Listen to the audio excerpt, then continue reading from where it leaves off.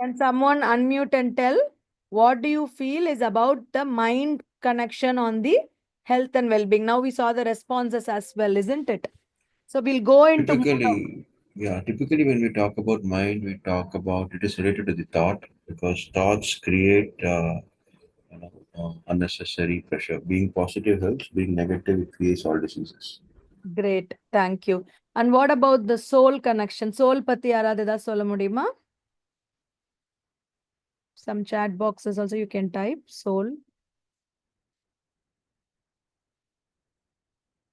Okay, I'll go more in English because there are many participants who don't understand Tamil. So we'll go in English. Okay, so what do you think is the soul connection to the health and well-being? Okay, so we will see in the coming slides how the soul, mind, and body are connected. Before that, we will see some of the major questions on lifestyle disease. Can anyone tell what is a lifestyle disease? We know disease. Disease means altered health or improper or abnormal health. What is a lifestyle disease? Our routines, habits. Yes, so routines, habits change, so you get a disease. Very good. Anyone else?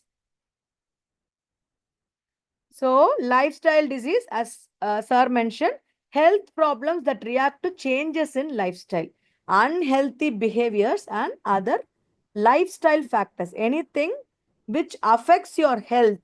For example, diabetes, high BP, cholesterol, cardiac disease, cancer are all now classified as lifestyle diseases. It's pure, though there are factors like age, race, gender, which may affect it, but the major cause factor for the present scenario is our unhealthy lifestyle.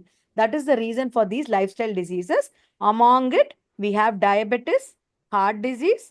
In diabetes and heart disease, we have high BP as well as fatty liver disease, obesity, being overweight, fibromyalgia, which means pain in the muscles. Now, I would request you all to switch on your video if possible and just do what? You have to bend your neck forward, backward, sideward, and this side and that side, and come to center. Close your eyes and let me know whether you have any stiffness in any specific part of your neck and which part. Please try it and let me know. Front, back, close your eyes, side, right side, left side, and if you feel any stiffness in the neck or in the back, where are you feeling the stiffness?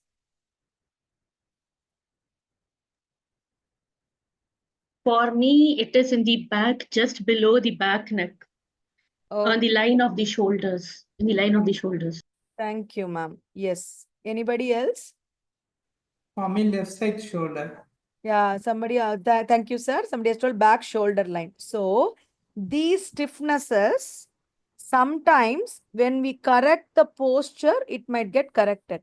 But even then, we are all, if you're following proper posture, still we have stiffness. That is called fibromyalgia, which is like fibrous bundles in the muscles, which are caused due to stress, and that causes pain. So it is purely a lifestyle associated disease, which is caused by structural imbalance, hormonal imbalance, toxic emotions, toxic chemical exposures. All of these diseases, the root cause is inside. There is no balance. There is no balance between the mind, the physical body, and the soul. So that is why this will affect your digestive system, your immune system, basic cellular level mitochondrial dysfunction. All of it will be bursting like a disease like diabetes, heart disease, autoimmune diseases. So that is going to be the focus of our talk today. So diabetes, I'm just giving you some inputs on for people who may not know why diabetes is caused. So whenever we eat food, why do we eat food? We need energy for our cells to function. In order to lift this hand, I need energy. How does this energy come? Energy comes from food. So when food, especially carbohydrates and fats, inside the body, they are broken down into something called glucose. The final molecule which comes is called glucose. So what happens is when muscle needs energy, glucose has to enter the muscle. So whenever these blood in the blood, if the glucose levels come low, it will there will be a signal from the pancreas to the liver, wherein glucagon, the glucose which is stored in the liver will enter the bloodstream, and then it will be used by the cells. For the cells to use the glucose, this hormone called insulin, we would have heard it. This insulin, which is secreted by the pancreas, is needed for the glucose to enter the cells. Now, what happens in diabetes? There can be two kinds of diabetes. Type 1 is when the pancreas don't secrete enough insulin, because the cells of the pancreas are damaged by autoimmune. Your own immune cells will attack the pancreas and destroy them. In that case, insulin does not come, and so the cells will not get glucose. The glucose stays in the blood itself and becomes diabetes, that is high blood sugar levels. This often starts in childhood because the pancreas itself is not making insulin. But the majority problem, what we are all having today, the increased diabetes, is type 2 diabetes, wherein insulin is properly secreted by the pancreas. But what happens is the cells become very resistant to insulin. They are not able to use the insulin and take in the glucose. So what happens? The cells don't get enough glucose. At the same time, the glucose remains in the blood and the blood sugar levels shoot up, and the unwanted sugar molecules in the blood creates lot of problems, not only affecting the energy but the entire metabolism, and then the liver, fatty liver, because the excess glucose converts into fats and get deposited in the liver. It causes obesity. So obesity in turn causes diabetes. Diabetes in turn causes obesity, affects the kidney, eye, everything. So type 1 diabetes, that is why they take insulin injections. In type 2 diabetes, insulin injections are given to lower the blood glucose if it's a very high, but usually managed with drugs, and actually in the starting stages can be definitely managed with lifestyle changes. So this is about type 1 and type 2 diabetes. So you have to remember, type 1 is insulin is not secreted, type 2 is insulin is secreted, but because of our unhealthy habits, we are not able to use the insulin and sugar levels increase. So what are the three things you have to remember about diabetes? A, the HbA1c test. What do you call it? Usually the 3 months. Can anyone say? The 3 months? Can someone say? Unmute and say. 3 month average. Yes, thank you. So the 3 months average blood sugar. So what is it is? The hemoglobin, the red blood cells in the body carry the glucose. So red blood cells have a lifespan of 3 months, 180 days. So whatever is getting deposited on the hemoglobin, HbA1c, when you take every 3 months, though you, for example, when we go for the test, no, we are all very intelligent. What we will do is on the day before the test, we will eat less and go and check, okay, today the glucose levels are very well, and but doctors will not believe us, they know us. That is why they have identified one test called HbA1c. That will tell you the 3 months average, because the RBCs, the glucose carrying RBCs, will be carrying the same levels deposited in them across the 3 months. So the 3 months average will be known, and it should be less than 7%. Otherwise, nowadays 6. If it's more than that, we are in diabetes. Otherwise, we are not in diabetes.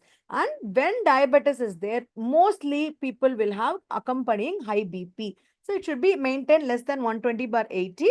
And cholesterol and diabetes are interlinked, because the excess glucose, which is not getting into the cells, will also cause increase in fat, fat anabolism, and builds up the abnormal and unhealthy fats in the body. The LDL, triglycerides, all of the metabolism is altered, and that is why cholesterol levels also increase. So we have to maintain all of these three for proper sugar control.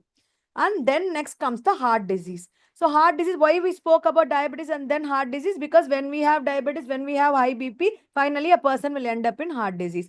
These heart disease are all in the textbooks in the theoretical level. Heart valve, heart infections can be there, heart failure is there. But what is a heart attack?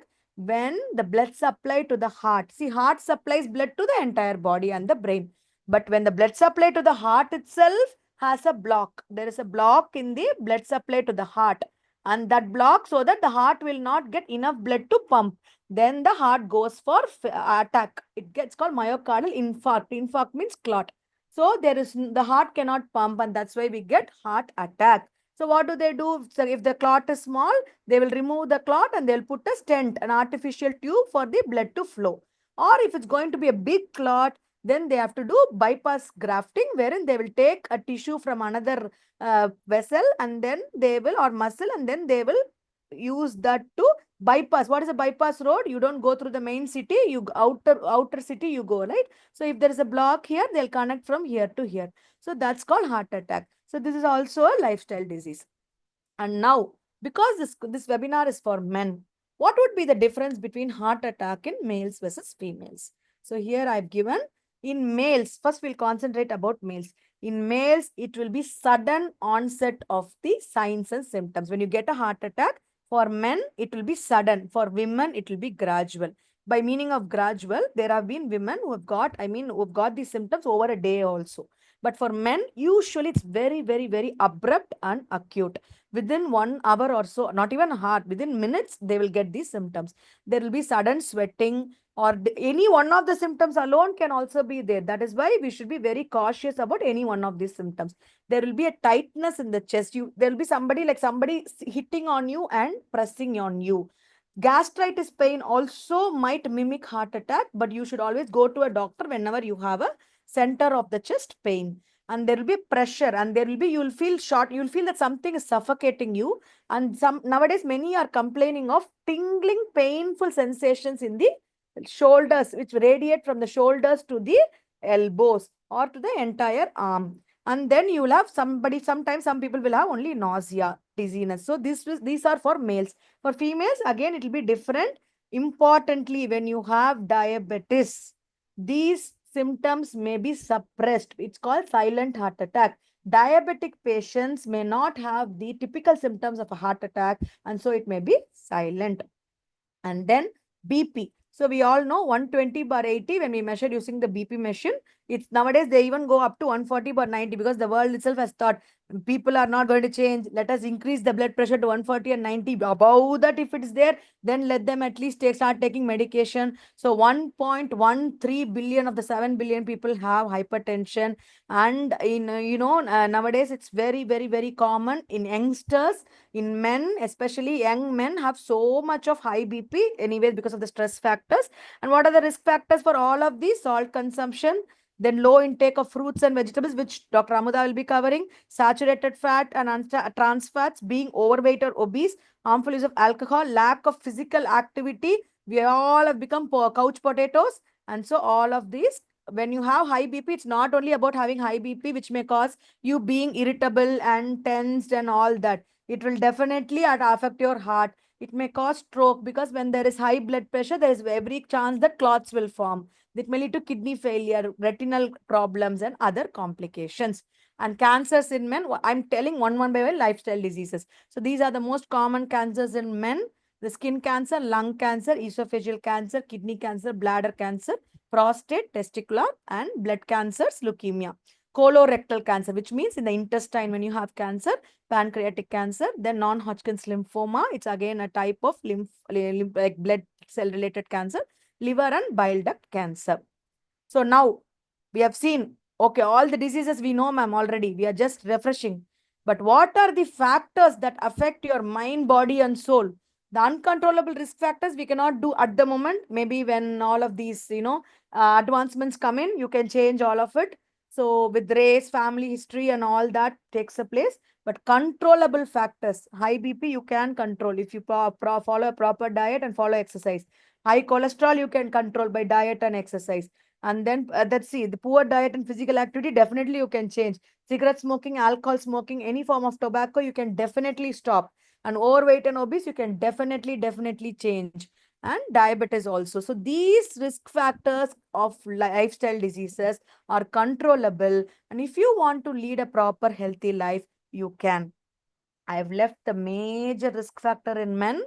Can any guesses what is it? Why men are getting all of these diseases higher than women? Which was also in one of the questions you answered in the beginning of the webinar. Can anyone say? What is that one major risk factor that has been found in men? That's the cause for all of these lifestyle diseases and critical factor. The lifestyle. Lifestyle, yes, sir, it is lifestyle, but that risk factor. We are getting some chat also. Because of responsibility. Yes, very good. Yes, sir. Responsibility and stress. Stress. Yes, it is stress. And in men, stress is a silent struggle because we have always thought men should be strong, men should not break down, men should not, share their emotions. So stress in men, this actually a kind of an article which was there. It comes as denial. First, when you ask any man, they say, I'm not saying, I don't have stress. That is the first one which they will say. No stress, ma'am, no stress. Everything is manageable. They'll not come out and tell that I am stressed because we have been taught men should be strong. Emotional blunting, they become very blunt to their people around them. Displacement of conflict and unhealthy coping mechanisms. Men are very prone. See, women at least ask for help more than men. But men go for overeating because you don't know. When you are stressed, you eat a lot. When you are stressed, some people for stress, they overindulge in exercise. That is also not good for the heart. And heavy drinking or using drugs or getting addicted to porn. These are the ways, according to this research, which says men cope up with stress, not the healthy ways of coping. And this is an article which was published in 2000. It's a 20 years before. Why do men get more heart disease than women? Men's coping with stress is less adaptive. They don't cope with stress physiologically, behaviorally, emotionally. All of these things, men are very, very prone to combat stress in a silent way. In that process, they lose their health. Okay. So what are the common physical symptoms of stress in men? Headaches. When you keep getting headaches, but you don't find the cause, it can be stress. Muscle tension, digestive problems. Constipation is a very, very, very common problem these days. Fatigue. I'm always tired, ma'am. Though I sleep well, I'm always tired. It could be stress. Difficulty sleeping. And then feeling overwhelmed, anxious. I'm worried about everything. Irritable, disconnected, mood swings. One day I'll be very happy. The next day I'll be very, very sad.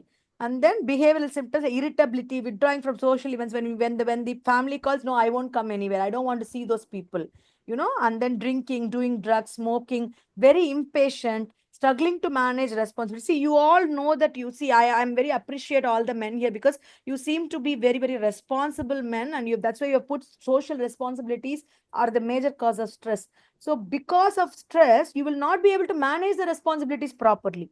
So these are the causes of stress, and stress is the one of the most major factor of all lifestyle diseases. It's been proven time and again. How stress affects diabetes? For example, when I'm stressed, I don't like to do anything. Okay, because psychologically I become very depressed.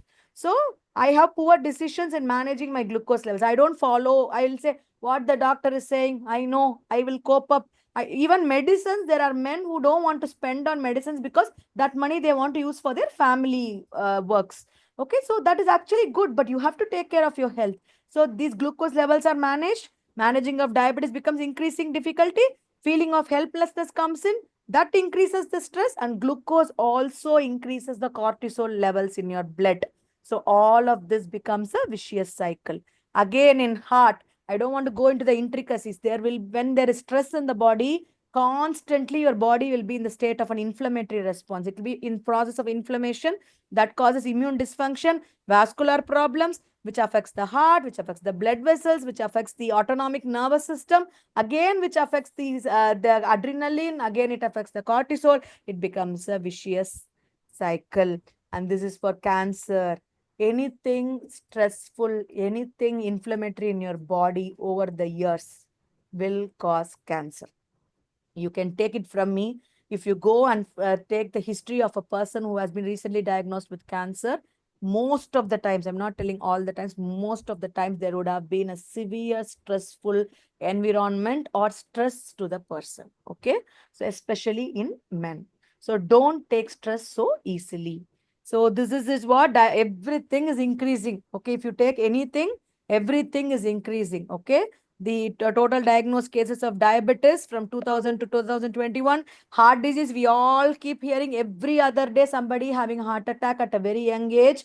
But we keep telling that we should manage stress, we should manage lifestyle, but we don't take proper steps. And world's highest rates of oral pharynx cancers and gallbladder cancers are in India. And gallbladder, oral, and pharynx cancers are more common in men. And COVID-19, this is an illustration. We were all very happy doing properly, at least to some extent, having proper 3 meals. Even they were calling it as breakfast, lunch, and dinner. Now they are calling meal one and meal two and late night meal. I don't know in what category we can put. So they have not put it as dinner also. So this study was not even done in country like India, where we are very poor in maintaining our health because we don't care about our health much. This was done in Japan, where people care about their health very much. So you can imagine the level where the world has gone. So they found that metabolic dysfunction associated fatty liver. When you have diabetes, when you have BP, if you take your ultrasound, everybody nowadays has a fatty liver, grade 1 or grade 2. Okay. So this is due to all of this: improper meals, no physical activity, increased alcohol intake, and gadget addictions. All of it, which again leads to all of this binge eatings, and late night Swiggy deliveries have increased across India. So these are the lifestyle changes before and after pandemic. And stress we have already covered intensively. So importantly for all of this, you are what you eat. If you eat well, you are good. But what is the connection?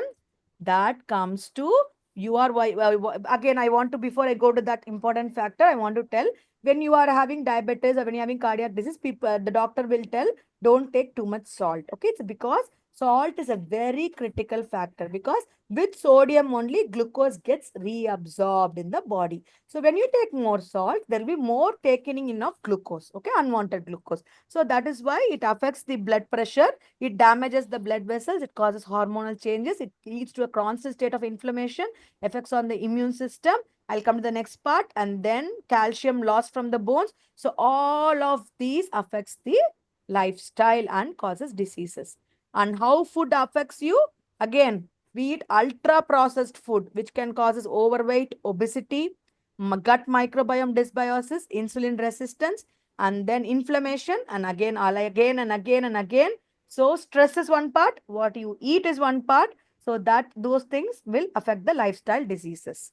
Now I'm coming to the most important factor on how what you eat affects you, because more than our genes, more than the DNA in our body, the genes in our body, the number of bacteria in our gut is so high.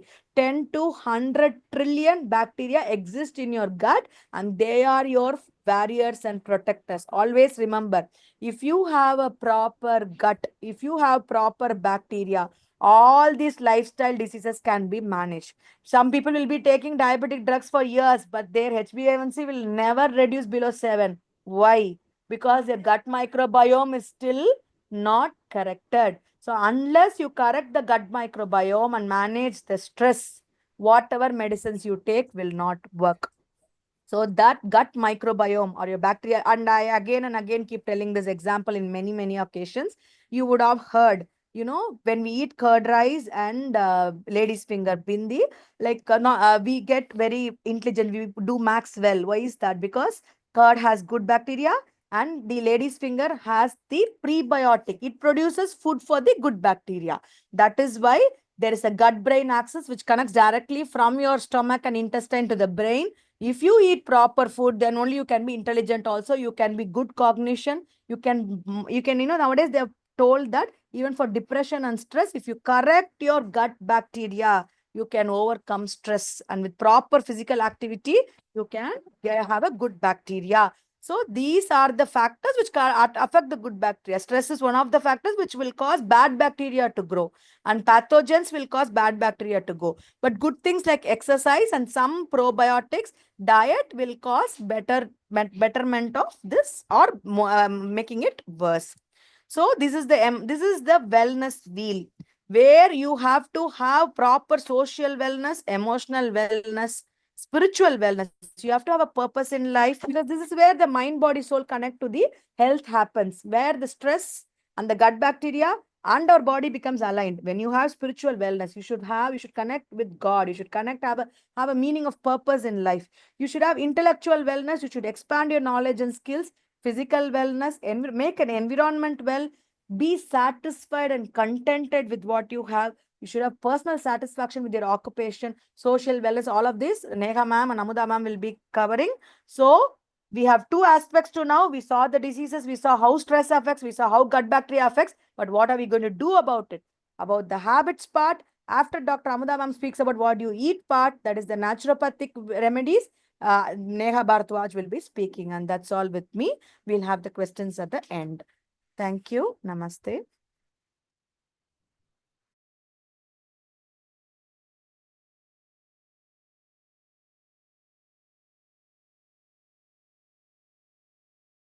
Yes, namaste all. Very good evening. Am I audible? Yes, ma'am. Am I visible? Am I audible? Yes, thank you, ma'am. So thank you, Preeti ma'am, for that very explanatory session for us. So that was actually very interesting and interactive. So I'll just share my screen.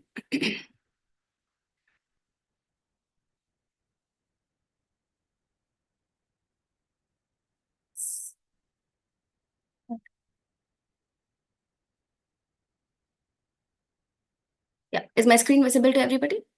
Yes, ma'am. Yes, ma'am. Thank you, ma'am. So today I'll be talking about naturopathy for physical and mental wellness in men.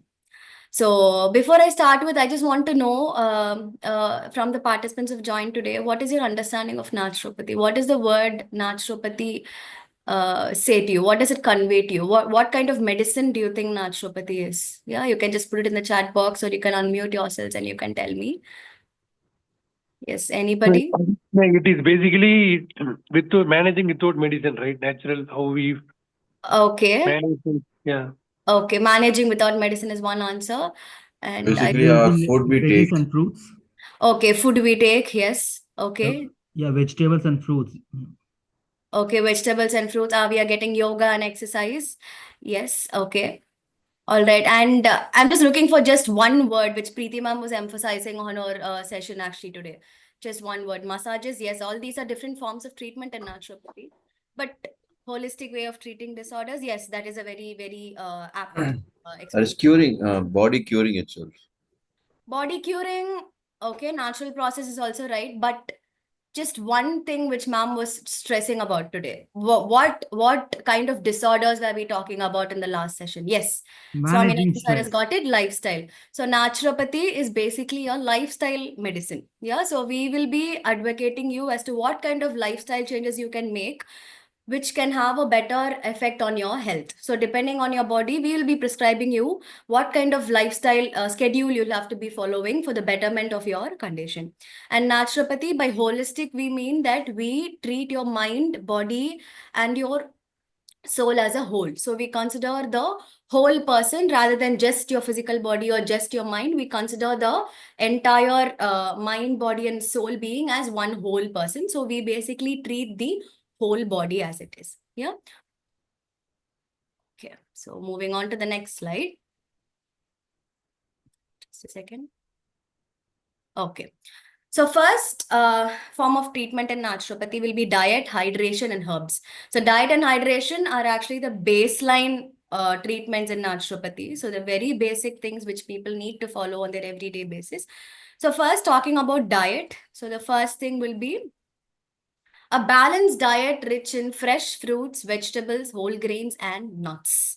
So, how many of you are actually taking fresh fruits and vegetables and whole grains and nuts on an everyday basis? Yeah, can you just raise your hands, or ma'am, I'm taking these vegetables and fruits on a regular basis, whole grains on a regular basis. Anybody? Any hands are raised? You can even unmute yourselves and say, yes, ma'am, I'm having it. Nuts, okay. Good. That is very nice. Anybody, fruits, vegetables? Yeah, just vegetables. Yeah. Okay, okay.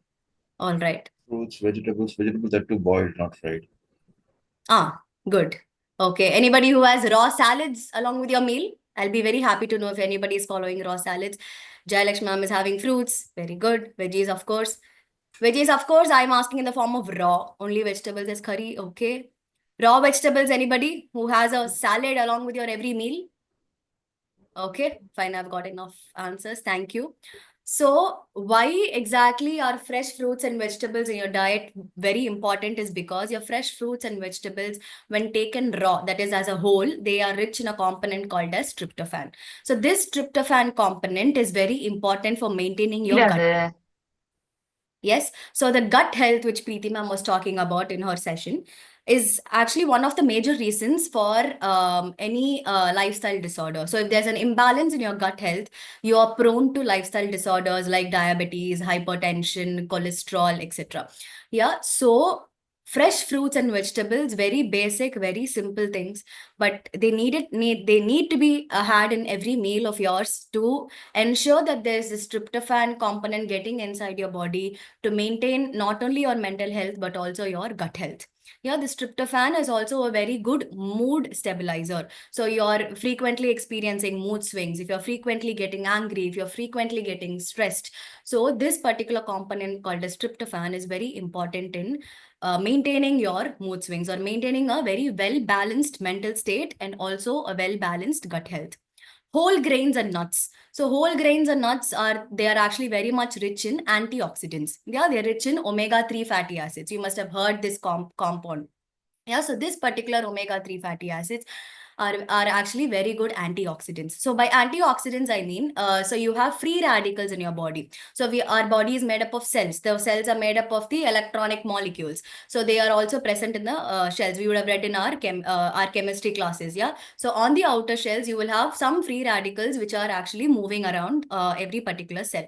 So what happens is when there is a less number of antioxidants in your body, this free radicals, which are on the outer circle of your cell electronic structure, they get oxidized. So that is called as free radical oxidation or free radical damage.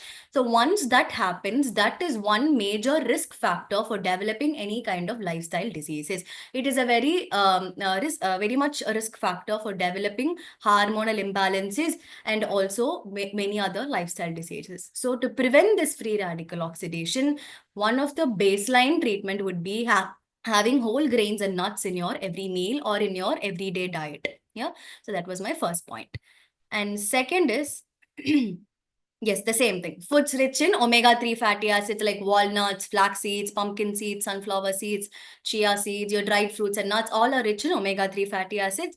And magnesium like spinach and almonds. Magnesium is very, very important for men, particularly because it helps to maintain the muscle mass. First thing, it helps to reduce the stress. It is a very good stress reliever, especially for men.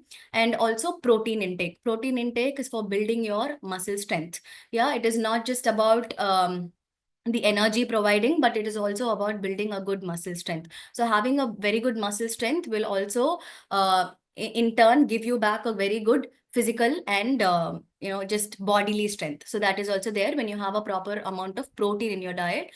And lastly, yes, eliminating processed foods and refined sugars. So by processed foods, anybody can give me examples of processed foods, very basic term, processed foods. What are the processed foods which are available in the market? Any examples of processed foods? Anybody? All the chips, biscuits, ma'am. Chips, biscuits, yes, very good. Noodles, yes. Anything else? Okay, fine. Anything that is not in the raw form.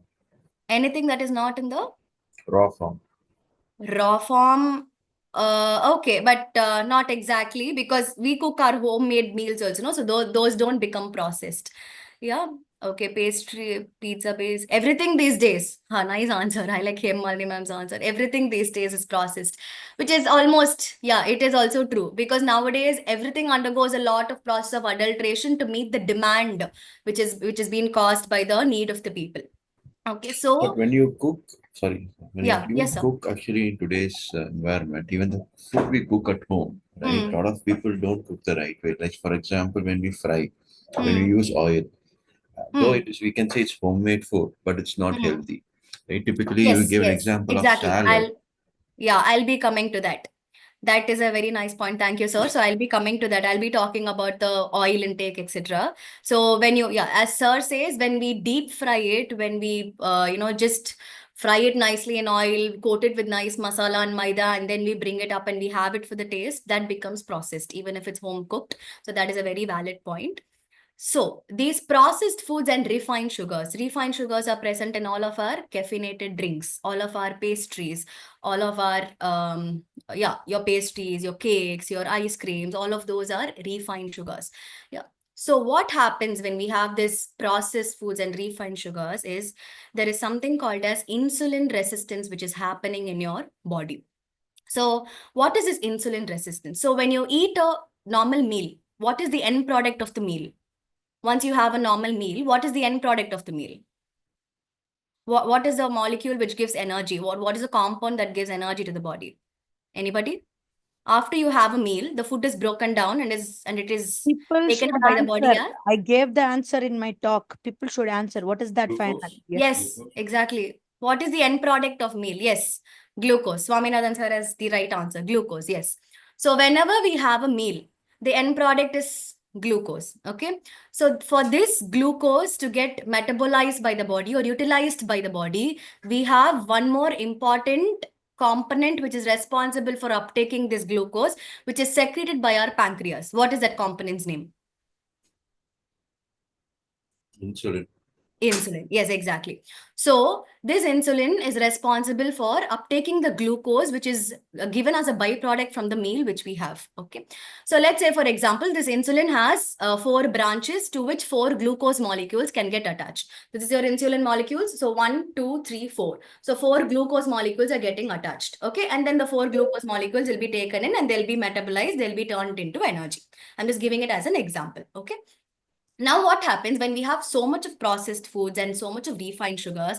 The level of glucose molecules in your blood shoots up, but your level of insulin molecules is just standardized. Okay, so what happens? Every every insulin molecule can have only 4 glucose molecules in it. So when there is an excess glucose molecule, there will not be any kind of insulin to uptake those extra glucose molecules, as a result of which the glucose molecules will keep circulating in your blood itself. So that basically is called as insulin resistance, which is a very prone thing for you to develop any kind of hormonal imbalances, diabetes. And because of this insulin resistance, there is always a presence of cortisol in your blood. So by cortisol, I mean it is the stress hormone, which Preeti ma'am was talking about. Stress is one of the major reasons for our lifestyle diseases. And for stress to occur, insulin resistance is also one of the major diseases. Because of insulin resistance, the cortisol levels are always high in your body, always high. Yeah, it's not just high only during the meal time or during the digestion time. Once there is excess glucose in your body, once you enter into a condition called as insulin resistance, your stress hormone, that is your cortisol, it stays up all the time, all the time. And that is why we start developing this lower tummy pouch. All of you agree with me? All of us have this lower tummy pouch. Yeah, that is because we have somewhere at a point of time, we have been having too much of processed foods and refined sugars, or nothing but too much of complex carbohydrates. Yeah, so we should always be mindful of what we eat, mindful of how we plan our meal and what exactly goes into our body, which I'll be talking about next. Okay, and the last point in diet will be something which Preetima mentioned, that we'll have to limit when we have hypertension and cardiac disorders. What did Preeti ma'am say that we'll have to limit when we have hypertension or cardiac disorders? Anybody? It's just a very simple thing which we use daily in our kitchen. Salt. Salt. Yes, exactly. Salt. Okay. Yes, salt. Correct. So, why should we limit salt? Preeti ma'am had already given one wonderful explanation as to why we should limit salt. Yeah. But according to naturopathy, why we'll have to limit salt is because salt causes something called as water retention in your body. Okay, by water retention, I mean the water which has to go out or get eliminated from the body stays inside the body. As a result of which, this water retention causes a membrane around the organs of your body. Okay, so if this is your organ, the sutti, it has a membrane, water membrane is formed. So what happens when a membrane is formed? It's going to put pressure on that particular organ. And once there is pressure on that particular organ, the organ's function will get disrupted. The organ will not be able to function that effectively. Yeah, so salt causes water retention, which puts a pressure on the organ, which will disable the organ to function effectively. So maybe try limiting your salt intake in general, not only for those who have hypertension or those who are prone to cardiac disorders, but everybody can actually limit your salt intake. I'm not telling do not have salt at all, because salt is also necessary to maintain the electrolyte balance of your body. But you can limit it. Say you're using 1 spoon of salt per dish or something, you can reduce it to 3/4 spoon or even half a spoon. Yeah, that would be the regular required amount of salt per day for an average individual. So moving on to hydration and detoxification. So hydration is very basic. How many liters of water per day is advised for an average adult? 3 liters to 3 6. liters. Yes, very good. Okay. Yes. So as sir said, 3 liters, so 3 to 3.5 liters of water. Proper hydration is very much essential for the body, because 70% of our body, just like our earth, is made up of water. And water is very helpful in flushing out the unwanted substances in our body that tend to get accumulated if there's any disruption in the elimination process. So if you keep drinking water, there'll be proper elimination of unwanted toxins, unwanted materials from your body, which will actually prevent a lot of diseases from coming into. In naturopathy, we believe this accumulation of toxins, which is also called as toxemia, is what leads to inflammation, which Preeti ma'am was talking about was the major cause of disease. And to prevent this inflammation, these toxins need to be removed from the body. And for the toxin removal, proper hydration is very much necessary. And proper hydration is also very, very essential for your brain function. By brain function, I mean for your mental health. So the more dehydrated you feel, or the more dehydrated you are, the more you tend to have mood swings, the more you tend to have stress, the more you tend to have panic attacks. The more hydrated you are, the toxins are released, your mind is calm, you're calm and composed, you have a very clear thinking, your brain has the proper hydration. So the concentration level, the memory power, everything is straight and clear. Okay. All right. Next is detoxification. So under naturopathy, we have detoxifying treatments like herbal teas or fasting under supervision. Do not try fasting on your own. Always take the help of a naturopathy physician, because every body is different. Every body's fasting schedule or pattern will be different. So they'll be able to analyze you and give you a proper fasting schedule. And so all this will actually help you clear out the toxins. Yeah, so herbal teas also, we have certain herbs specific to certain individuals, like, those who have hypertension, those who have diabetes, we have certain herbs which will actually help in detoxifying. So detoxification is also one of the baseline treatments for curing any kind of particular disease. Herbal remedies, especially for men, ashwagandha and brahmi. So ashwagandha and brahmi are two major important herbs, especially for men. They do have they do have equal benefits for women also, but for men, basically, they tend to regulate the major hormones in your body, especially for men-related hormones. They tend to regulate the hormones in your body. They also tend to have very good immune supporting function, and also they also manage stress and anxiety. So this ashwagandha and brahmi, they are actually available in different forms in the market. Like basically, they are available in the form of powders. So these powders, they might suggest you to mix it with honey, have it in the form of a semi-solid paste or something.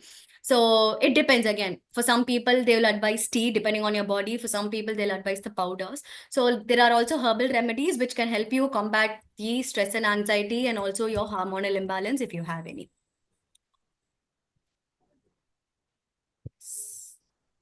So next we have this 5 R's approach. So Preeti ma'am was talking about the gut microbiome, the gut health axis, the gut brain axis. So from this we understand that our gut health is very important. Okay, so you have 5 R's approach to treating your gut microbiome per se. So the first is remove. Okay, so the remove is, we'll have to remove anything that is irritating the gut. So in naturopathic view, it is the toxins. The toxins tend to accumulate, the toxins tend to inflame the body, as a result of which the gut's harmony will get disturbed. Yeah, so first we will have to remove or detox whatever is causing the or irritating the gut. Okay, next is replacing. So if there's any digestive element, or if there's any disharmony between the elements in the gut, we will have to replace them. Okay, so we'll have to take in foods which we have been missing in our diet that is causing the irritation of the gut. So we are supposed to replace our foods accordingly, so that we get back the health of our gut.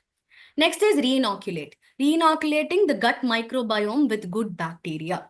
So whenever there is something irritating the gut, what would have happened is the gut microbiome would have got disturbed. So as a result of which, once you remove whatever is irritating your gut, you will have to bring back the bacteria which have been disturbed. So for that, you are supposed to have prebiotics and probiotics, which we will be seeing in the coming slides.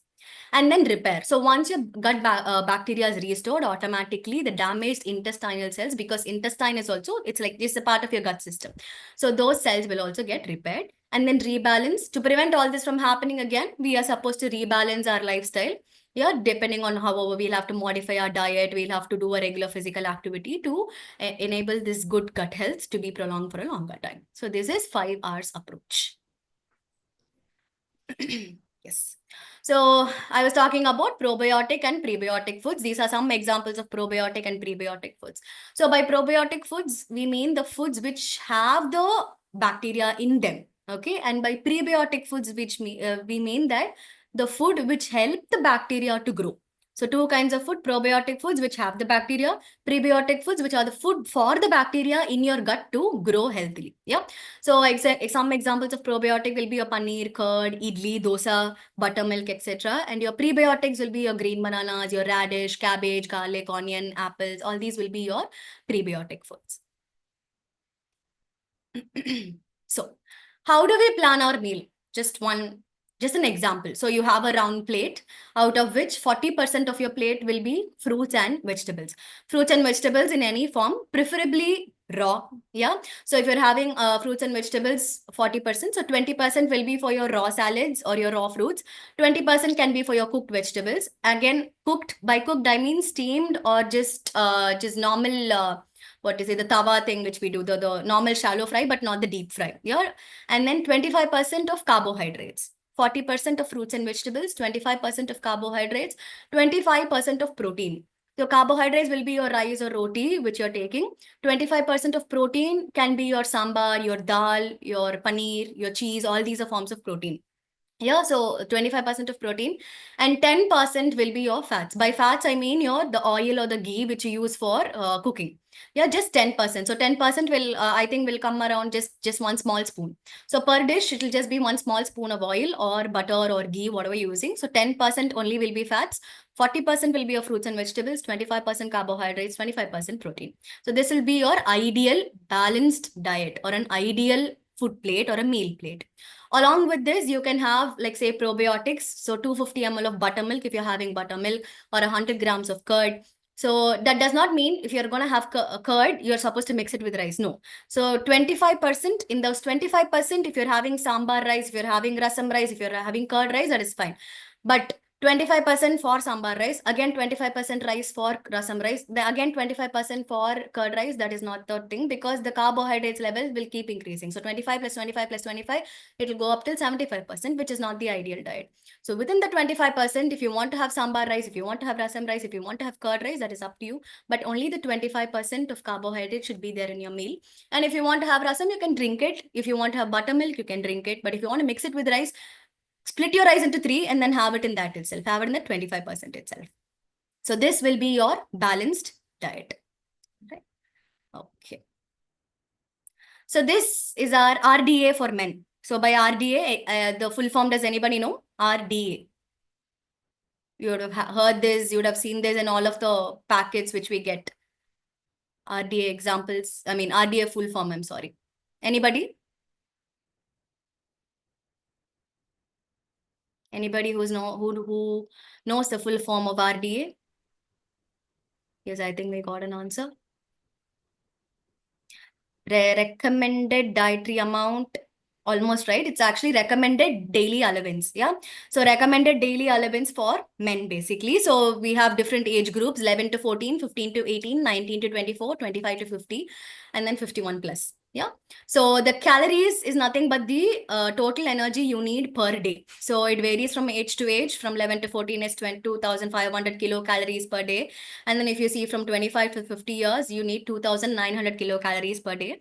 Like that, same for protein. It's like 45, 59, 58, 63, 63.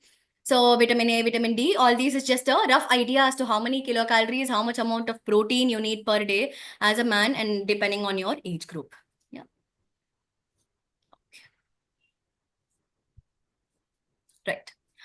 So coming to yoga. So before moving on, I would like to know, what does yoga do to your body? Anybody has idea what does yoga do to a body? What kind of what kind of activity is yoga? Is it just a physical activity, or what does it exactly do to your body? What is your understanding of yoga? Have you seen it? Improves flexibility. Okay. Focus. Improves focus. All these are benefits. So what exactly does?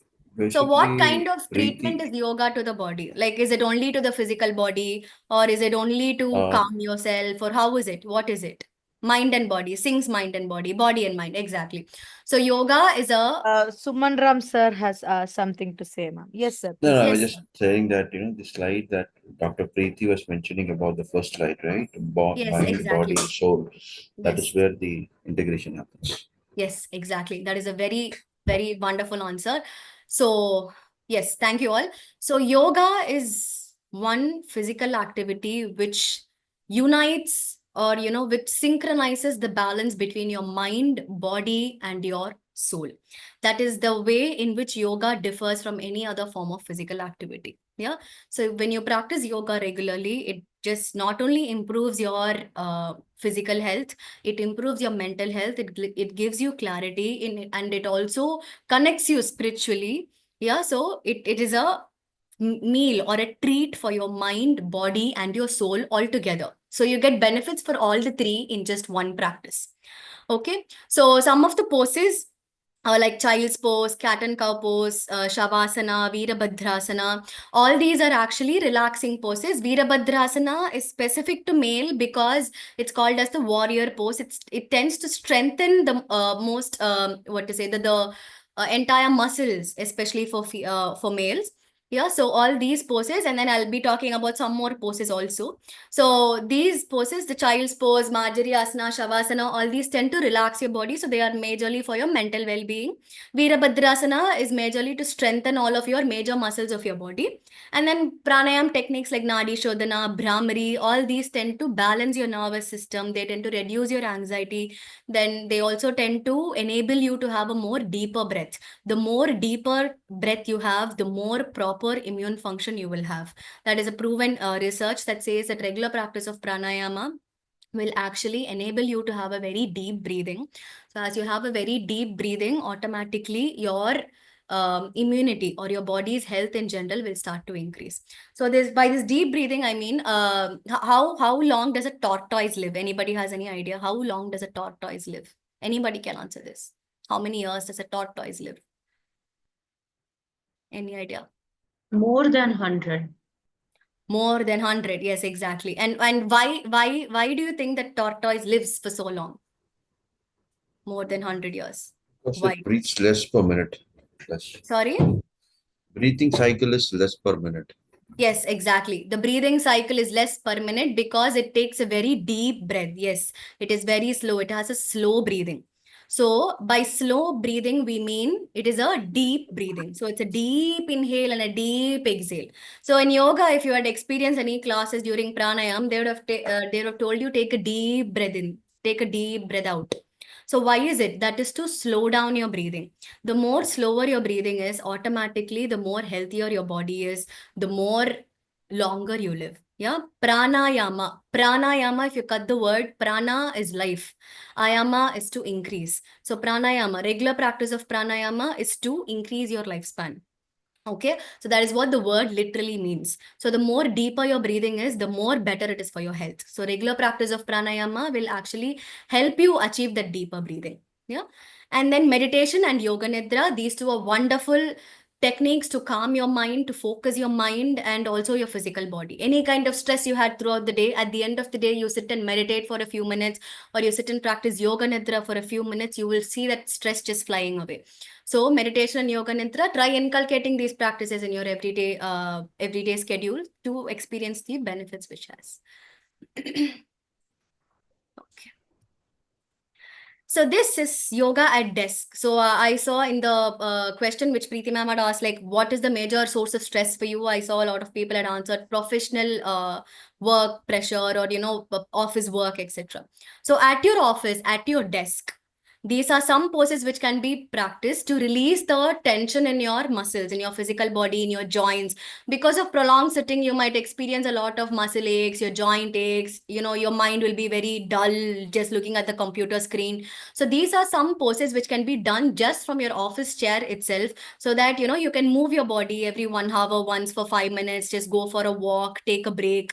All these just at office techniques which can help you manage your office stress. Yeah.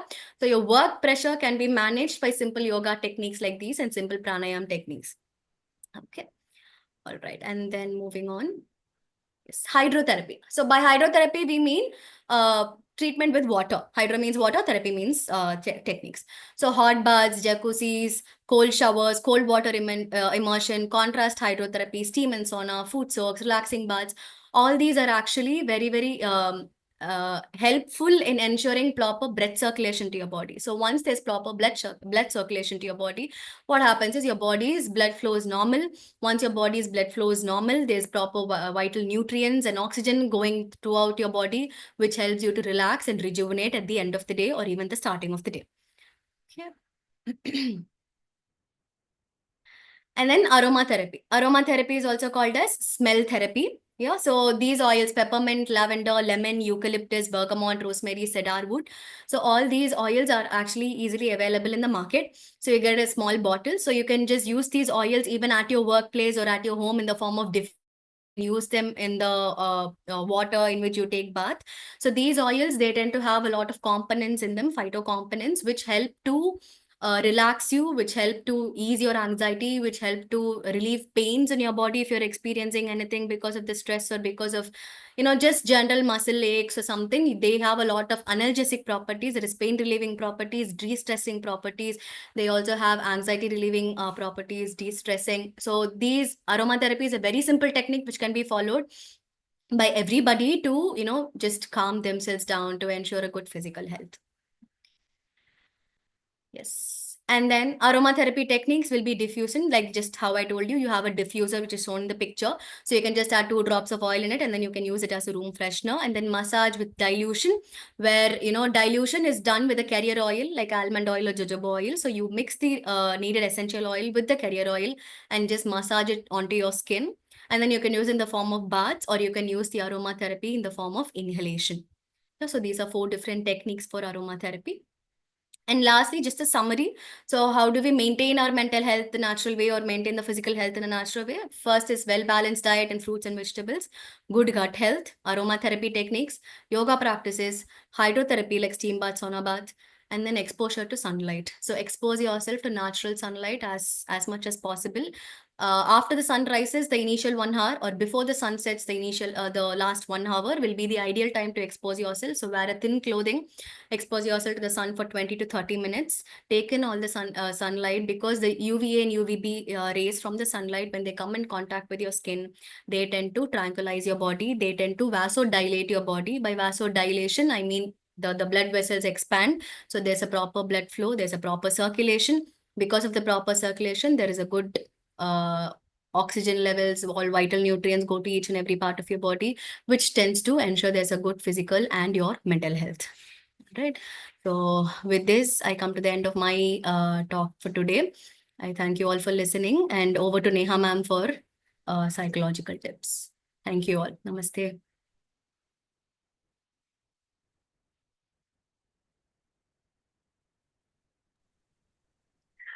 Namaste and good evening, one and all. So, how are you all? How is the rain, the wind, and the cyclone in your area? Hope you and your family are being safe. So, please do take utmost measures against this cyclone Fengal. And any which ways, today evening is not about Fengal or Pengal. It is about our gentlemen, right? November is the month of mental health for men, or Men's Mental Health and Well-Being Month. And to commemorate that, we have this workshop organized. So let us go towards our workshop and the topic that I would be taking, that is the resilient man, mental strength and wellness. So you all were very active participants in telling that, okay, these are the stressors that we have, and you have been really accurate and observant about your stressors.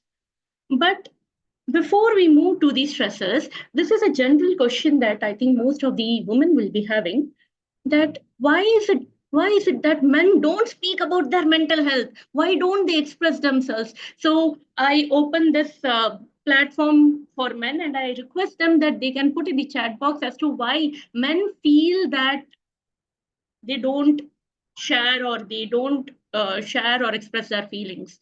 What do they see as hurdles, or what do they see as a problem while expressing themselves? So men, if you can just put it in the chat box.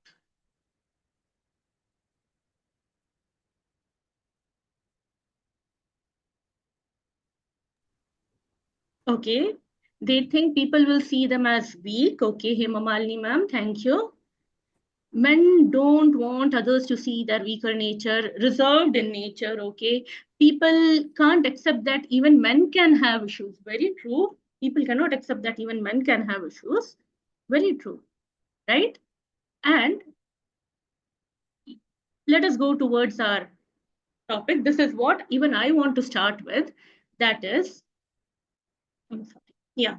The society has put lots of burden on men. Okay, the society expects men should be like this. You are a man up, chin up, don't cry, right? And then there are these gender related differences that has been drawn by the society for men and women. Especially for men, it is like you have to be the breadwinner, you have to earn more, you should contribute more financially in the family, towards the society. Your finances should be more than that of the women in your family, right? The second is, don't cry, don't show the expression on your face. If you do that, you are a girl, you suck, right? You cannot say sorry. Oh no, men should not apologize in public. They should always show that they are in the dominant of the situation, right? They always should have a very strong face, a very diplomatic face, no expressions. They cannot show their weakness. They cannot show their humane nature in public or even between the families, or else they might, even within their families, or they might set a bad example for the next generation. And men should always be in control of the situation. If this is the situation, the man should have an answer for it, right? These are few of the societal expectations hinders which hinders the men from expressing themselves. I hope even the men here agree.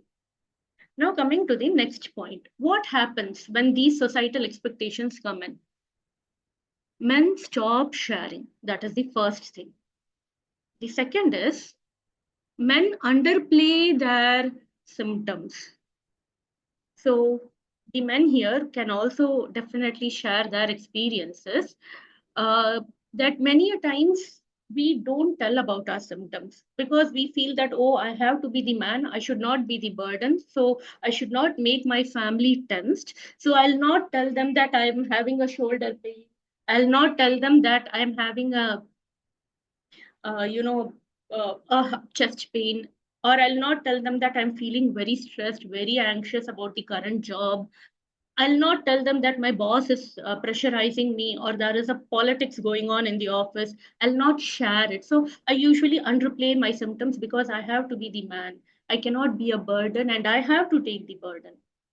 So that is one of the reasons as to why men underplay their symptoms, and that leads to them being isolated.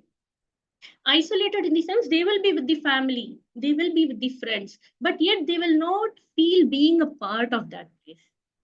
Their mind will be somewhere else. All the family will be happily chatting, the children will be saying something, the wife will be saying something, the parents will be saying something, but the men are not able to be there mentally. Even though they are there physically, they are in their own isolated space. And what happens when this isolation starts setting in. When men are not able to connect, when they start feeling frustrated that they are not able to share, and all their emotions start piling up, bottling up, penting up, what happens? They have to take it out somewhere, and that leads to harmful coping mechanisms. In fact, a survey shows that out of 4 people abusing drug, 3 of them are men. And nearly 41% of these men have told that they have had this disorder for the past, or at least for 1 year right now. And out of 3 deaths because of opioid poisoning, 2 are male. And 37% of these men, they said that they are suffering from addiction, either alcoholic addiction or drug related addiction, because of their fathers. They saw their fathers doing it, so they are doing it. And that is why, men, it is necessary that your behavior should be proper, your these lifestyles should be proper, because men in the end of the day end up emulating their fathers. Even though they love their mothers, they will always emulate their fathers. And 3 suicides, out of 3 suicides globally, 2 are men. Why? Because they are not able to find a space where they can open up. The society has put so much pressure on them. It is like they are being kept in a invisible box made by the society, where they are not able to speak out. So, what did men have to say? So, 1,000 men were asked about their mental health, okay, by this group called as Priory, which is a private healthcare place. And out of these 1,000 men, 32% of the men said that their biggest stress is work pressure, which even you people said that professional pressure is a lot more for you. Financial pressure is high, and their health pressure is only 23%, which leads to mental health related stress. And 40% of men, they say, out of these 1,000 men, that is 400 close to, have told that they have never spoken about their mental health to anyone, because 29% said that they are too embarrassed to speak about it. I mean, what will people think about me? I'm going to a counselor, I'm going to a psychologist. Oh, that means I'm not strong enough. So the society will not depend on me. My family will start thinking I am weak. And then what they'll do, they will start trying to dominate me, or they'll start taking up the stress, and I'll become a burden on them. Right? And 20% of them say that there is still a negative stigma on the issue. Definitely. Right? 40% of the polled men said, men who have been polled said that they have tried and for suicide or self-harm. And 77% of the 1,000 men are suffering from negative mental health effects, which is not a small number. 77% is a huge number, right? So what does mental health stressors look like in men? So this work pressure, this financial pressure, what does it lead to in men? So in men, there are 4 major. It can cause more emotional problems, but there are 4 major problems that is caused in men, and that is anxiety. So here we need to understand that the anxiety in men and women are different. In men, in women, anxiety is usually fretting, oh, this has to be done, oh, that has to be done, oh, we have not done this, oh, they'll be all over the place. Okay, they'll show their anxiety. Men will not show their anxiety. They will rather go into a shell. Usually, men, when they have anxiety, they'll find that their thoughts are clouded. All the thoughts have come up to one place, and they are not able to pick up one thought that they want to work on. Sometimes they feel stuck. They feel there is a blank space somewhere. That is how anxiety looks in men. They are not able to move forward. They sometimes are standing at one place, not able to know where to go next. Next is depression in men. In men, depression is very much similar to that as in women and children and elderly people. That is being into a room, not talking to people much. But then again, these are somewhat similar, right? I mean, most of the men don't speak much. Men speak to their friends, men speak to their family, but overall, like women, they don't go on chatting, right? So many times depression in men goes undiagnosed because when women don't speak, it is very evident they are not speaking, and they have gone into a shell. They are enclosing themselves into a room. They are constantly looking into mobile. These depression signs, they are very easy to identify in a woman, but in men, because they have this similar behavior throughout the day, or many times in the day, it is very difficult to find out depression in men or diagnose depression. Okay, now here comes a question for which I would like everyone to answer. Have you all heard about postpartum depression? If yes, then can you please type in the chat box who has postpartum depression, men or women?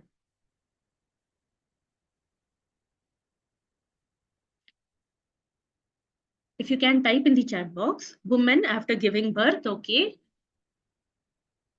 Postpartum depression. Is it only, okay, I have received one answer. Any more answers? Okay, thank you, Hemamalini ma'am. So postpartum depression is not there only in women. Postpartum depression is also there in men. Men also suffer from postpartum depression. In fact, men also undergo hormonal changes during their wife's pregnancy. And this is proved. And that is why men also have mood swings during their wife's pregnancy, but it is never being talked about. It is always about women's moods, it is always about women's hormones, and never about men. Right? In fact, men during the course of pregnancy also develop men's breasts, also develop they call it as a paunch, that is the underbelly. And these are because of the hormonal changes which they share with their women. They also have that motherly affection coming up, which helps, which I would say manifests in their body in this way. And hence, men also have postpartum depression. Once a baby is born, the men might not have postpartum depression as women have it from hormones. For men, it will be more like, oh, now I have to be a father. Oh, now I have to be an idol. I should be an ideal father. There are financial stressors. Then there are how to take the family ahead stress, and that leads to postpartum depression in men. But it is never spoken about, and it is, you see so many Hollywood, Bollywood actresses speaking about postpartum depression in women, but never in men. So that is one thing, that depression in men is scarcely spoken about and hence has very less awareness. Similarly, PTSD, that is post traumatic stress disorder. Trauma is any incident where you lose someone, where you undergo a situation which has been very stressful, that it has become a part of your subconscious and you are not able to come out of it. You witness an accident, or you witness any crisis, or you witness your own job loss. So these things are called as trauma. And because men don't speak about it, in men, post trauma stress disorder is very high. When they lose their parents, they don't cry, which is a very sad thing because that is what the society expects out of them. And when they are not able to cry, they have this unresolved grief in them, which later on comes in form of trauma that causes stress. And like Preeti ma'am and Amuda ma'am have already spoken about the effects of stress, right? It starts affecting their health. And similarly, bipolar disorder, because of all this anxiety, na idu pannuma, adu pannuma, should I do this, should I do that, it leads to bipolar disorder. That is, either they are too happy, like Preeti ma'am was mentioning, or the mood swings, or they are too depressed. It is on the two ends. It's never in the center. It also happens. So now let us come about why men's mental health is important. And the irony is, mental health cannot be without men. Even the word mental health requires men. If we remove the men, it will just be dull health, right? So men As much as the society places importance on women's health, a man's health is also mental health, physical health is also very important. Because I speak as a woman that if I am sitting here speaking, it is because my father thought it was necessary that my daughter should get good education, she should have a good career. It is because my husband thinks that my career is important and I should have my own life. It is because my in laws feel that my career is important. They say that it's because of a supportive brother. They say that behind every successful man, there is a woman, but behind every successful woman, there is her whole family, and especially the fathers, the husbands, the brothers who have kept that much trust on their wives, their daughters, and their sisters. So, men, if your mental health is not strong, if you are not strong enough, if you are not bold enough, we women cannot step out. There are many sons who are advocating for their mothers, second innings of life. Mom, you have lived out as ever you want to live. Now you should live your life for yourself. Your health is important, Amma. Right? There are so many brothers who are like, you go, sister, you go out and try, you can do it. As much as a woman's mental health is the pillar of the house, a man's mental health is also the pillar of the house. And every daughter, knowingly, unknowingly, takes in the personality of a father. And every son ends up emulating their father. So your mental health, your physical health is important because you are needed for the family, for your professional work, and for the society. So, for that, what should we do? How should we take care of our mental health? So, these are the symptoms. Preeti ma'am already mentioned the symptoms. So I'll just be running through it. In men, unlike women, anger, irritability, and aggressiveness is more of a symptom. Changes in mood or energy levels, feeling fatigue, tired. Then, like ma'am said, changes, both the ma'ams emphasized on change in appetite, not feeling like you should have food or feeling like you should have lots of food, difficulty in focusing, like we were discussing, sometimes you feel stuck, you are not able to focus or concentrate, feeling restless or on the edge, something is not right, I don't know what is not right, I need to find that out. High alcohol consumption and drug consumption, then participating in risky activities, like maybe something risky in the sense like bungee jumping. Suddenly you are trying, out all bungee jumping, all mountaineering, because somewhere you want to prove yourself that you are not as low as you feel you are. Feeling hopeless, sad, numb, flat, having physical symptoms like aches, pains, having obsessive compulsive thoughts. Same thoughts are coming in again and again. Thinking or acting in a way that would concern yours or others' life in a negative way. That is, you start becoming a negative persona in the family or in the society and thinking or attempting about suicide. So let us come to this point. This is the main last 10 minutes of this webinar. What can we do? Ma'am, you spoke about everything, ma'am. Yes. But now what can I do? What is the solution? Okay. So here comes the first part. So for this, if you all have a book and paper next to that is book or paper with a pen next to you, I would ask you to take it and start writing whatever we discussed so that it would be useful for you.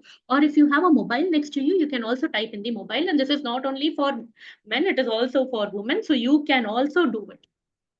Okay, so all the participants, I request you that you write the few things that we would be discussing next. So if you have a mobile, you can also type in your mobile and send it as as a WhatsApp to you yourself. So first is know your emotional states. So if I were to say, which are your three major emotional states that you are usually in? We are in many emotional states, but which are the three major ones that you are usually in? Like if somewhere someone was to ask Neha, which would be Neha's major emotional states, she would either be happy, she would either be angry, or she would be sad. So these are my three emotional states. What are your three emotional states? If you have a pen and a paper, please do write down. I give you a minute.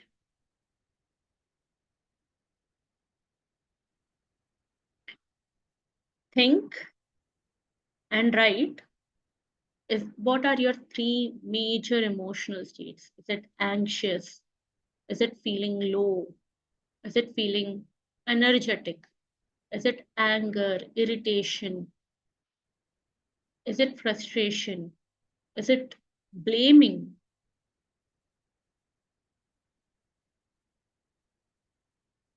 So, what are your three major emotional states that you are in? You can have many, but we'll focus on the three major ones.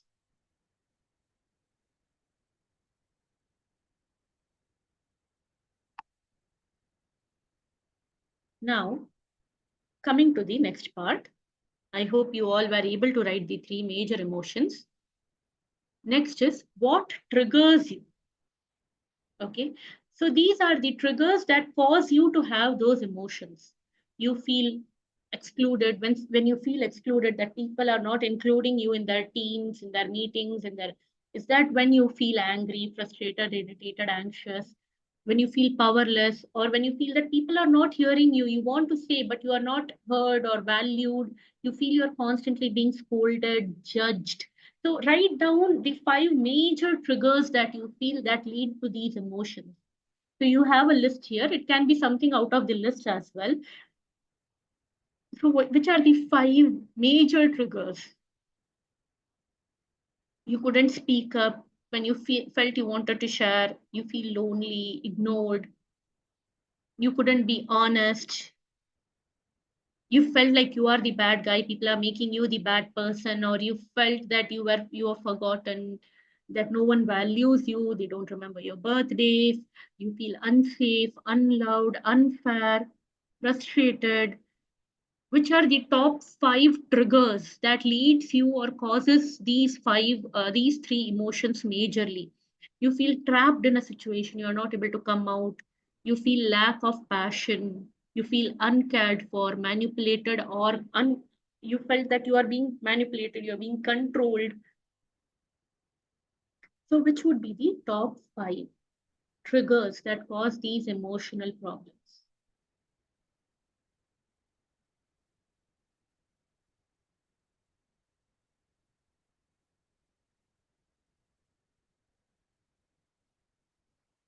So if you have written these five, now let us come to the next part. Okay, now you know your emotions, now you know your triggers.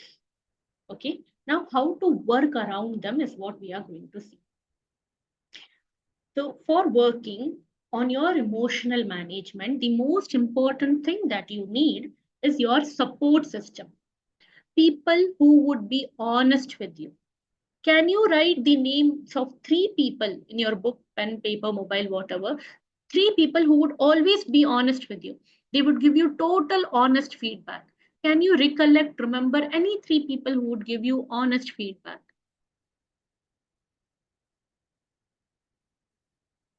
Write down their names. Okay, these three people I can depend on. They will never put sugary coated words. They'll never put this tappu na tappu, sari na sari. Can you write the names of three people whom you can talk to when you are stressed? It can be, these people can be your friends, your neighbors, your family, your relatives, or maybe someone who travels with you to your office in the bus or the train. People whom you can talk to, three people when you are stressed, that you want to vent it out. And you know these three people will always be there to listen to you. I hope you all got your three people who will give you honest feedback and whom you can contact when you're stressed. The third one is people whom you could call in an emergency. It can be a medical emergency, it can be a flood related emergency now, it can be any sort of, you don't have a what do you say? You are stuck in a situation where you're not able to step out of the house. Then whom can you call? Three people. Now, whatever you are writing, this is your support system. Knowing that there are people out there who are there for you instills confidence in us. It gives us, okay, I need not worry. There are people for me, and things will be taken care of when I need it. or even if I'm not there. So we should know the support systems. And next is we should make, so before we end this, I would also make a note there. If now that you are aware of your triggers and now that you are aware of your emotions, whenever you see that, okay, this thought is rising in me that I'm not feeling a part of the team. So this will make me feel down. This will make me feel low. You can immediately go to your support system. The moment you feel that, okay, I feel no one prioritizes me, no one loves me, no one, then take out that list. There are people who are giving you honest feedback. That means they care for you. There are people who you can talk to when you are stressed, when they'll come running for you in an emergency. That means you are not uncared for, you are not unloved for. There are people like that for you, right? So whenever you see a trigger, you know that that emotional response will be coming up, run to your support system. Okay, that is why we had this small activity done. So hope you all have that paper and this will serve as you for your emotional regulation and management paper. Next is make time. Next important thing to for men to avoid these stressors is hobbies. So men, can you just type in the chat box saying yes that you have what do you say, a hobby at least which you practice at least once a week. Once a week, ma'am, I do practice a hobby. And this is my hobby. Yes, I do. So can you type in the chat box one hobby that you follow at least once a week? More than once? Good. Oh, okay. Gaurav ji is saying cooking and gardening. That is wonderful. So others don't have any hobbies currently. Cycling, sports. Okay. Good. Sports, Raj Kiran ji is a very big term. Sports, as in what do you usually follow? Do you play cricket? Do you play badminton, tennis, or football? That's nice. Wonderful. So, as three men have only put it, I think that only three men have a hobby. I think there is someone else. Yes. Oh, practicing music and Veena. That is wonderful. So, if you see only three people or three men and of overall four responses we have got, that means let it be men or women, we are not practicing our hobbies. More so ever for men. We don't have hobbies, we don't have time for our friends because we are always workaholic. We are always busy with our work. We don't have time. Okay, so making time for hobby, how much? At least once a week, at least Sunday, at least those 2 hours, men you deserve for yourself. At least weekly once catching up with your office colleagues, or monthly once catching up with your college friends or childhood friends. You will be surprised that when you do these activities, your stress levels will go down like anything. You will find a satisfaction in you. And similarly, that will lead to you not using any unhealthy coping habits. Having a hobby, listening to music, catching up with friends. Because knowingly, unknowingly, when you are with friends, you tend to ventilate, you tend to share, right? So that brings down your stress levels and that leads to you not having any unhealthy coping. So please do make time for hobbies. Please do make time for friends and families. Playing with your children also will give you a sense of satisfaction. And similarly, adaptive coping strategies. So when you are in a situation where you feel, oh, how can I come out of the situation? Think of four things. What actions can I take? Now, in the situation, like I'm in the situation, what actions can I take? Shall I plan something? Shall I collect more information, that is reading about it? Shall I observe how others are doing it? Shall I ask others? Take action. Men usually are very good in taking actions.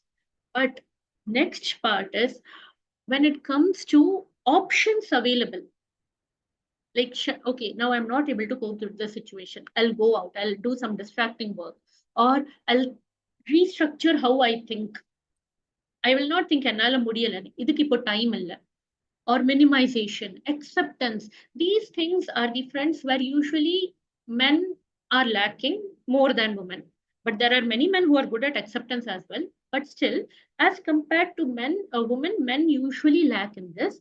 And resources, men drawing help from the resources like contact seeking. Contact for professional will seek, but never for our own self. Comfort seeking, finding out any instrumental support or spiritualism. This is usually, spiritualism is actually good in men, but comfort seeking, reaching out to the societies for help, that is usually less in men.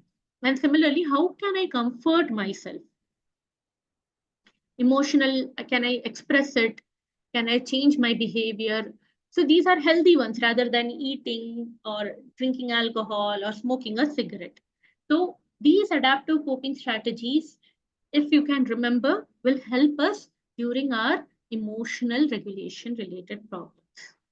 Similarly, breath, as ma'am was also saying, pranayama, breath, that will help us to regulate our emotions to a very great extent, and taking care of our own self, which was also emphasized by Dr. Preeti. It can be physical health, mental health, or emotional health. And Dr. Amuda also mentioned it, that when things get difficult, that is when we are emotionally stressed, when we are emotionally under anxiety or anything, we tend not to take care of ourselves. That is why you see in office hours we drink least amount of water, because we are so stressed about that work that we don't drink much of water. That is why it is necessary that we put alarms and drink water. Put alarm every 1 hour that I'll drink water. One half glass of water I'll drink, or one glass of water, depending upon the size of the glass, I'll drink. Sleep is important for me. Let the world think whatever they want to think. I'm going to sleep. Okay. So that these small actions will actually help us have a better health. And similarly, having any daily movement. It can be as simple as standing in one place and jumping. It can be walking. When you get a phone, ma'am, I don't have time, ma'am. Okay, you get a phone call, start walking in your office. From here to there, you walk. Some movement will help you get better sleep and it will enhance your mood. If you can give 30 minutes to 45 minutes daily for any form of exercise, definitely it will enable you to release more endorphins, which will resolve the cortisols that Amuda ma'am and Preeti ma'am were talking about, and it will also increase your mood. It will elevate your mood, and you'll feel better. So daily movement is compulsory. Either you walk, either you do skipping, you do yoga, you do exercise, cardio, gym, whatever, cycling, going out for a walk, anything. And similarly, spiritualism. Spiritualism is nothing but spiritual. What does the word spiritual mean? That means rituals for your spirit. These rituals can be religious if you are God loving. You pray to God, that is one spiritual way. Or it can also be going in the nature, going for a walk in the nature. Means don't go and sit in a wildlife, please, I'm not talking like that. Maybe sitting under a tree, or just standing in the balcony, or if you have plants at your house, drinking coffee near the plants. These are also small rituals that you can do for your mind. And similarly, altruism, helping someone out. If you can be associated with any kind of NGO or anything, definitely very good. But no, I cannot work with an NGO. My time doesn't permit me doing small acts like maybe if you have a junior who doesn't understand work at all, is being a trouble, be patient and teach him. You will have the satisfaction that okay, I'm uplifting a child, uplifting a junior. Or maybe you can support your maid's children's education, or some sort of altruism. It will give you a purpose in life that Preeti ma'am was talking about. And having a purpose in life automatically enhances our mood, makes many a times we feel down, no, we start having self doubts. At that time, spiritualism and altruism will help us. With this, I'll conclude today's session. Thank you so much for your patient listening. You have any doubts, we are a free medical guidance system. You can call us on this number for psychological counseling. We provide very affordable counseling at 300 rupees. If there are people who cannot afford it, you can ask us to call them. Students, it is free. For single parents, it is free. For non-working women, it's free. So you can definitely call us. And for naturopathy and yoga, we have regular yoga classes in Gopalapuram. You can definitely call us on these 3 numbers and we will reach out. Thank you so much. Over to you, ma'am. Thank you so much, Neha ma'am. Thank you so much, Dr. Amuda ma'am. So the bottom line is you have to balance. There's no other way. For men, you have to balance your mind, body, and soul because you are the core of the family, which is the unit that forms the nation, that forms the world.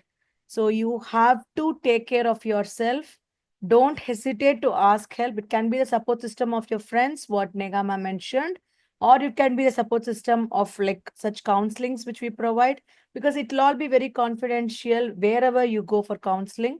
And please go ahead, take help, maintain your lifestyle, do exercise, try to include one healthy food per day. It's very difficult to start with. I have been through that, and it one small step every day goes a long way. One whole grain every day, or one fruit, one bit every day, one fasting per month. That's how we take it forward. With this, if there are no questions, we would like to conclude the session. Requesting everyone to kindly fill the feedback forms because your honest feedbacks will help us improvise. So please give your feedbacks in the feedback link, which is put in the chat box. And further topics, if you wish to us to touch upon any topic as well, kindly give your feedback. And we have shared the WhatsApp community chat link as well. Do join the community. We keep sharing about such webinars, which you can share with other people as well who would benefit from it. And also to add on regarding the yoga sessions, we have offline yoga sessions at Gopalapuram and Mogaper. And we also have regular online yoga sessions also, which are happening morning and evening via Zoom. So those who are interested, we provide it at a very affordable cost of 200 rupees per session. We have regular yoga, we have therapeutic yoga like Jalneti, Trataka, Yoga Nidra, which is happening. Yeah. So I It's would 200 request all of you per to month. Yes, 200 rupees per month. You can attend both online and offline. You can attend any number of sessions in that 200 rupees per month. So those who are interested to join and experience the benefits at such an affordable cost, please contact the Naturopathy and Yoga helpline. We would be more than happy to help you. So please start Start with the practicing. yoga session. At least once a week, you can attend the online session. Yes. And once you experience the benefit, you yourself will join. So one session per week. Okay, Yes. please take it as a challenge from today. And then the new year is coming. We are all very good with resolutions. Let's start the new year with yoga. And I hope the resolution continues. Yes, the New Year Eve month also should be with yoga, ma'am, not just New Year. New Year, we have one more month. So New Year Eve month, the last month of 2024, we'll start with our resolution then. Yeah. Thank you. Thank you. Namaste all. Namaste. Everyone. Namaste all. Thank you so much.